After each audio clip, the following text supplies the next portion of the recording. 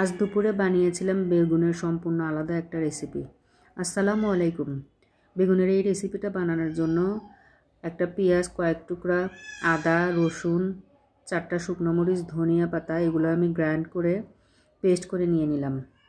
আমার একটু পানিটা বেশি হয়ে গেছে পেস্ট করায়, পানির পরিমাণটা একটু কম হলে ভালো হতো, বেগুনের গায়ে লাগতো ভালো। এখন একটা বেগুনকে আমি 3 টুকরো করে মোটা মোটা করে কেটে নিয়েছি। এভাবে বেগুনটা চাকু দিয়ে সুন্দর করে দাগ টেনে নিচ্ছি। অনেক মোটা মোটা পিস তো, এই কারণে একটু দাগ টেনে নিলে ভিতর দিয়ে মশলাগুলো ঢুকবে, বেগুন ভাজিটা মজা লাগবে।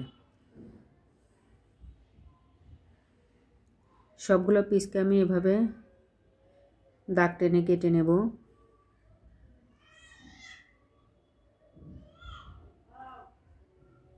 এই বেগুনের পিসগুলো মানে একদম তুলতুলা নরম হবে, কিন্তু ছেড়ে যাবে না। বেশি ডিপ করে না, হালকা করে দাগগুলো টেনে নিচ্ছি।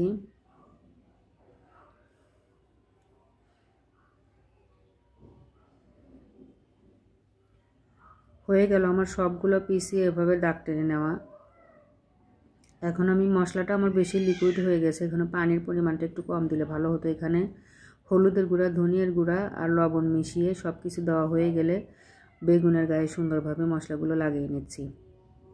আর একটু মশলা বাটাটা টাইট হলে বেগুনের গায়ে লাগতো ভালো, তারপরেও আমি যতটুকু সম্ভব লাগানোর চেষ্টা করছি মশলাগুলো।